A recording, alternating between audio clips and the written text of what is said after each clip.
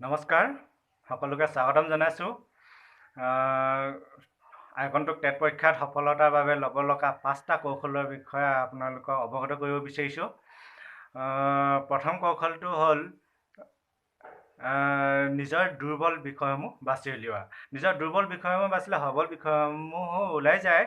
সেয়ে আমি দুৰ্বল বিষয়সমূহ বাছি সবল দিশসমূহত অধিক জোৰেৰে আমি পৰীক্ষাটোৰ বাবে চেষ্টা কৰিব লাগে।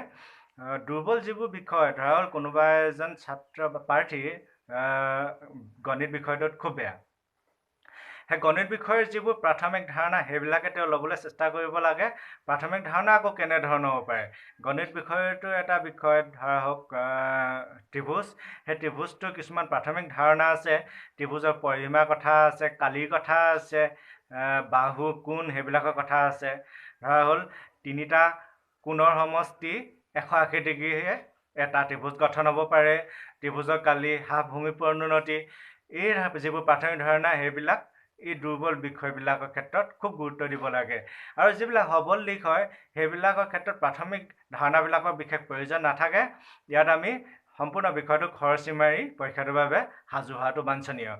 আমি দ্বিতীয়তে আলোচনা কৰিব পাৰিম এখন শ্ৰেষ্ঠ গাইডবুকৰ বিষয়ে। শ্ৰেষ্ঠ গাইডবুক এখন কোনো এজন ছাত্ৰ বা প্ৰাৰ্থীয়ে বিচাৰি লোৱাটো খুবেই জটিল বিষয়।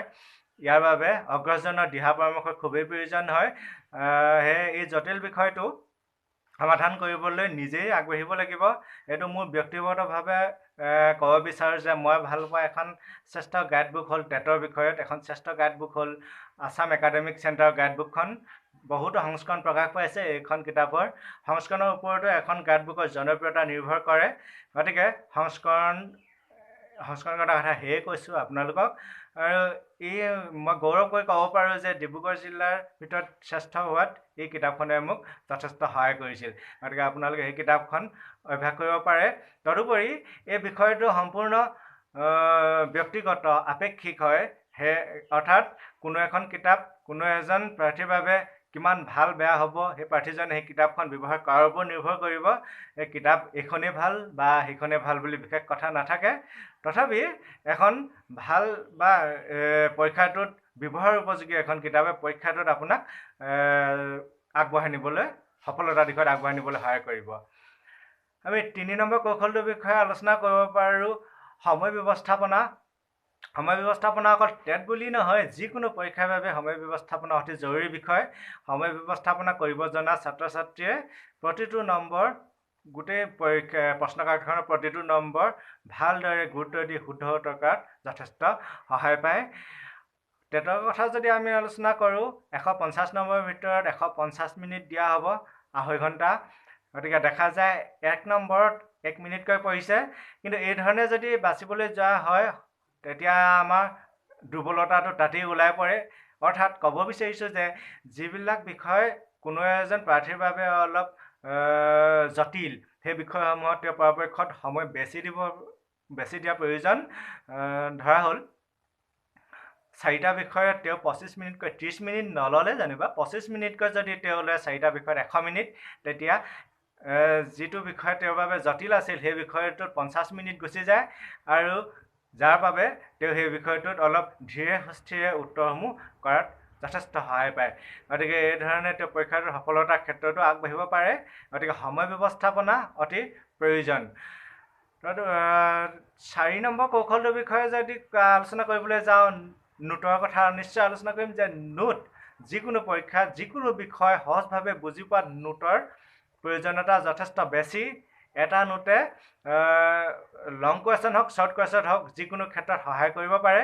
আমাৰ যিহেতু টেট পৰীক্ষাটো অবজেক্টিভ টাইপ হয়, সেয়ে এটা নোট আমি যদি ভালদৰে খৰচি মাৰি আলোচনা কৰোঁ, নিজে বনাব লাগিব, সেই নোটটোৰ পৰা অবজেক্টিভ টাইপৰ প্ৰশ্নবিলাক পৰীক্ষাত কৰাটো যথেষ্ট সহায় হয়। তদুপৰি নোটৰ লগতে বিভিন্ন সামাজিক উৎস যেনে ফেচবুক, হোৱাটছআপ গ্ৰুপ, তদুপৰি ইউটিউব, গুগল, এই ধৰণৰ উৎসৰ পৰা আমি জ্ঞান অৰ্জন কৰিব লাগিব। তেতিয়া আমি পৰীক্ষাটোত সফল হ'ব পাৰিম।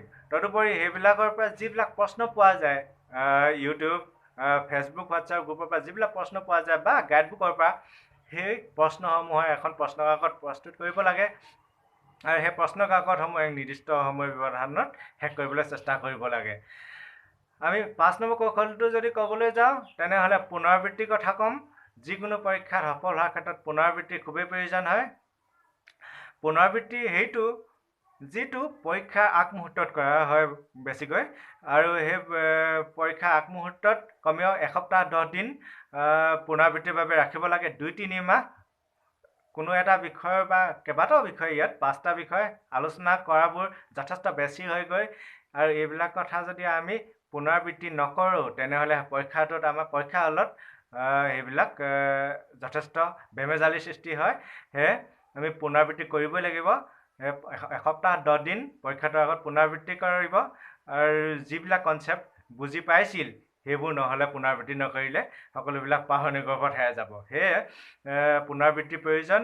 এই 5টা কৌশল আপোনাৰ বাবে খুব সহায়ক হ'ব বুলি বিশ্বাস আছে। গতিকে এই ধৰণে আগবাঢ়িলে নিশ্চয় পৰীক্ষাটো সফলতা লাভ কৰিব।